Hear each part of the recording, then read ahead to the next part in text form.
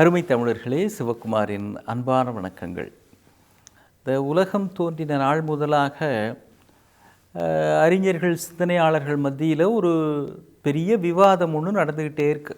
கடவுள்னு ஒன்று உண்டா, சொர்க்கம் நரகம் இதெல்லாம் உண்டா அப்படின்னு ஒரு பெரிய விவாதம் தொடர்ந்துக்கிட்டே இருக்கு. நம்புறவங்க நம்புகிறாங்க, நம்பாதவங்க அப்படிலாம் ஒன்றும் கிடையாது அப்படின்னு விடுறாங்க. நீ கடவுள் நம்பிக்கை, மத நம்பிக்கை இருக்கிறவங்ககிட்ட கேட்டிங்கன்னா, இருக்குங்க, சொர்க்கம் மேலே இருக்குங்க, நரகம் மேலே இருக்குது. சொர்க்கம்னா எல்லா சுகங்களும் சந்தோஷமும் அங்கே கிடைக்கும். நரகம்னா அப்படியே எண்ணெயில் போட்டு வாட்டுவாங்க, வதைப்பாங்க, சாட்டையால் அடிப்பாங்க. அதெல்லாம் இருக்குங்க, சொல்லி வச்சுருக்குறாங்கல்ல அப்படிம்பாங்க. அந்த நம்பிக்கையெல்லாம் இல்லாதவங்க, அதெல்லாம் சும்மா கதையா, அதை போய் சொல்லிக்கிட்டு இருக்கிற அப்படின்னு. ஆனால் எது சொர்க்கம் எது நரகம் அப்படிங்கிறத மெல்வின் அப்படின்னு ஒரு ஆராய்ச்சியாளர் அவர் ஒரு அழகான விளக்கம் தருகிறார். அவர் வெள்ளையர், பிரிட்டன் தேசத்தை சேர்ந்தவர். அந்த நாட்டிலிருந்து இந்திய குடியுரிமை பெற்று அவர் நம்முடைய பழங்குடி மக்கள், காட்டிலே வாழ்கிற அந்த ஆதிவாசிகள்னு சொல்கிறோமே, அந்த பழங்குடி இனத்த மக்களுடைய வாழ்க்கை முறை பற்றி ஆராய்ச்சி செய்கிறவர். அவருக்கும் இதை பற்றி ஒரு தேடல் இருக்கிறது. அவர் சரி, பழங்குடி மக்கள் இதை பற்றி என்ன நினைக்கிறாங்க அப்படின்னு தெரிஞ்சுக்குவோம் அப்படின்னு கோண்டு இனத்து மக்கள், அவங்க காட்டிலே வசிக்கிற அந்த பாரம்பரியத்திலே வந்தவர்கள். அதில் ஒரு பெரியவற்றை கேட்குறார், ஆராய்ச்சிலாம் பண்ணிக்கிட்டு மற்ற தகவல்கள்லாம் சேகரிப்போ, சொர்க்கம்னு ஒன்று இருக்குதுங்களா, கடவுள்னு ஒன்று உண்டுங்களா, நீங்கள் என்ன நினைக்கிறீங்க அப்படின்னு. அந்த பெரியவர் சிரிச்சுக்கிட்டே சொன்ன பதில் இவர் அப்படியே பிடிச்சி உலுக்கினா மாதிரி ஆக்கிருச்சு. அவர் என்ன சொல்கிறாரு, என்னங்க இது, மழையில் நனைஞ்சிக்கிட்டு இருக்கிறவன்ட்ட போய் உனக்கு மழை மேலே நம்பிக்கை இருக்கா அப்படின்னு கேட்குற மாதிரி இருக்குங்க.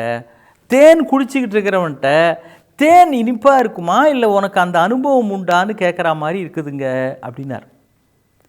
என்ன சொல்கிறீங்க நீங்கள், அப்போனா நீங்கள் மழையில் நனையிறவங்கள்ட்ட நான் கேட்குற மாதிரி தான் கடவுளுக்குள்ளேயா நீங்கள் இருக்கிறீங்க?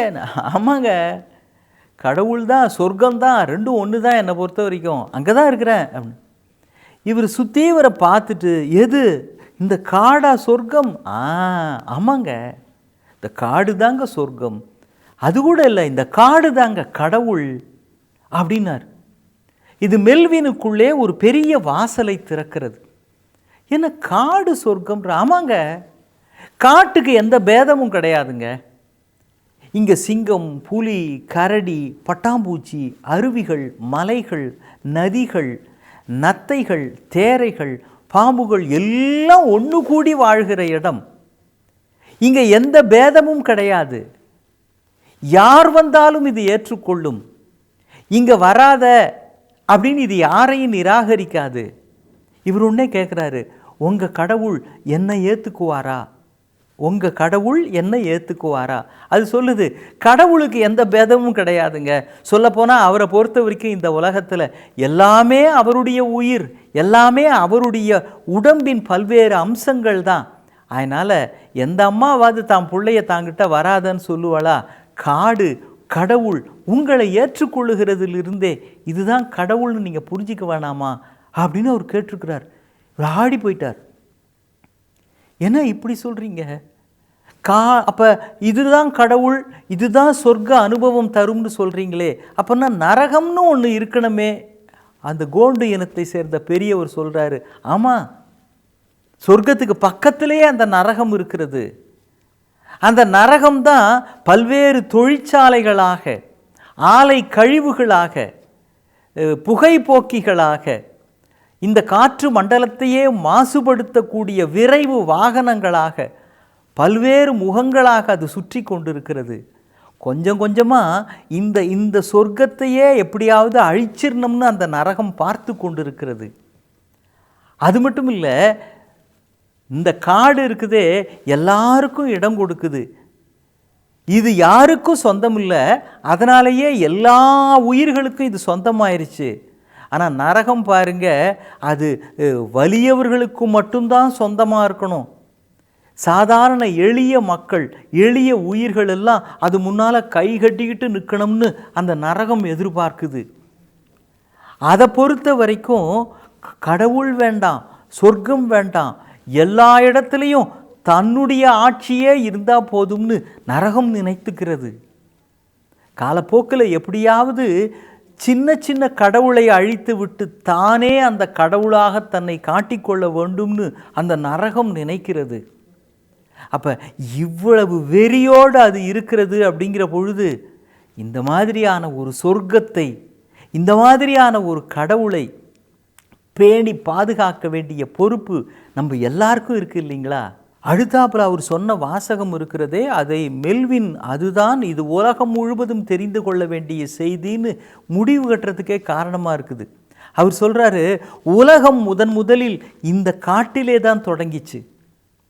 உலகம்னு தனியாக இன்னைக்கு மனிதன் அனுபவித்து கொண்டு இருக்கிறானே, இந்த கட்டடங்கள், இந்த நகரங்கள், இந்த வாகனங்கள், இந்த ஆலைகள், இந்த பல்வேறு உணவகங்கள், இந்த வீதிகள், சாலைகள் சகலமும் காட்டிலிருந்து தான் புறப்பட்டது. அப்போ இந்த உலகத்துக்கே தாயாக இருப்பது கடவுள்னா, உலகத்துக்கே தாயாக இருக்கிற இந்த காடு தானே தாயாக இருந்து எல்லாவற்றையும் பெற்றிருக்கிறது. மறந்துடாதீங்க, உலகம் தொடங்கிய இடமும் இதுதான், உலகம் அழிகின்ற இடமும் இதுதான். ஏன்னா முற்றிலுமாக அழிகிற பொழுது மீண்டும் அங்கே மரங்களும் செடிகளும் கொடிகளும் தான் பூக்கப் போகின்றன. மனித இனம் கிடையாது. எல்லாமே ஒருவேளை அணு ஆயுதத்தால் அழிந்தால் அந்த இடத்தில் மீண்டும் ஏதாவது ஒரு வகையில் பச்சை புல் பூண்டுகள் தான் முளைவிடப் போகிறதே தவிர திடீரென்று ஒரு மனிதன் உருவாகப் போவது இல்லை. உலகம் தொடங்கின இடமும் காடுதான், உலகம் முடிகிற இடமும் காடுதான். ஆனால் இதுக்கெல்லாம் பெரிய எதிரியாக ஒரு நரகம்னு ஒன்று உருவாகிட்டு இருக்குதுங்க. அதுக்கு நதிகள் வேண்டாம், ஆறுகள் தவிர மரங்கள், மான்கள், குருவிகள், தேன் சிட்டுக்கள், பட்டாம்பூச்சிகள், ஏன் மனிதர்கள் கூட அதற்கு வேண்டாம். அதுக்கு வேண்டியதெல்லாம் பணம், பணம், இன்னும் பணம் அப்படிங்கிற அந்த மனோபாவம் தான். அந்த மனோபாவம் என்னைக்கு அந்த பணத்தை மட்டுமே கையாண்டு கொண்டிருக்கின்றவர்கள் மாற்றிக்கொள்ளுகிறார்களோ அப்பொழுது இந்த காடு என்கிற சொர்க்கம் உலகம் முழுவதும் பரவும். உலகத்தில் பணம் பெருசுன்னு நினைக்கிற ஒரே ஜீவன்னா அது நாம தான் இல்லை. எந்த சிறுத்தையும், எந்த புலியும், எந்த நரியும் பணம் வேணும்னு பெருசாக நினைக்கிறது இல்லை. நீங்கள் ஒரு தட்டு நிறைய சாப்பாடு, அப்புறம் ஒரு பக்கம் காகிதம் பணக்கட்டுன்னு வைங்களேன், ஒரு கழுதை முன்னால் நிறுத்தினீங்கன்னா அது சாப்பாட்டை கூட சாப்பிடாது. இந்த பணக்கட்டு ரூபா நோட்டு அது பேப்பரை தானே திங்கும், அதனால் ரூபா நோட்டை தான் அது தின்னும். அதுக்கு தெரியல இந்த ரூபா நோட்டை வச்சு இது மாதிரி 10 கழுதையை வாங்க முடியும் அப்படின்னு அது தெரியல. உலகத்தில் பணத்தை பெரிதாக நினைப்பது என்பது மனிதர்கள் மட்டும்தான். இவர்களுக்கு காடு வேண்டாம், இவர்களுக்கு இயற்கையின் எந்த இன்பமான அம்சமும் வேண்டாம். மரம், செடி, கொடிகள், நதிகள், மலைகள், கடல்கள், அருவிகள் எதுவுமே இவர்களுக்கு வேண்டாம்.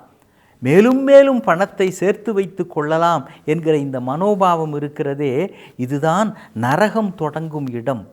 உலகம் தொடங்கிய இடமாக காடு இருப்பதனால் அது சொர்க்கமாகிறது. மேலும் மேலும் பணம் வேண்டும் என்று நினைக்கிற பொழுது அது நரகம் தொடங்கும் இடமாக ஆகிவிடுகிறது. இப்பொழுது சொல்லுங்கள், எல்லோரும் என்னிடத்தில் வாருங்கள்னு சொல்லுகிற, எல்லா உயிர்களுக்கும் அடைக்கலம் தருகிற இந்த காட்டை கடவுளாக நாங்கள் கும்பிடுறதுல என்னங்க தப்பு இருக்க முடியும் அப்படின்னு அந்த கோண்டு இன பெரியவர் சொல்லுகிறார். மெல்வின் கண்களில் கண்ணீர் துளிகளோடு சுற்றிவர தன்னுடைய வணக்கத்தை தெரிவிக்கிறார்.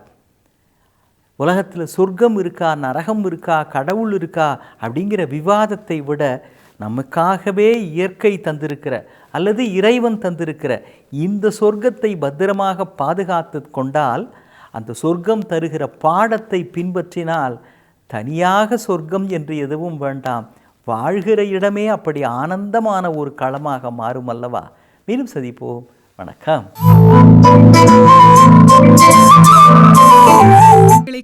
சன் லைஃப் சேனலை சப்ஸ்கிரைப் பண்ணுங்க.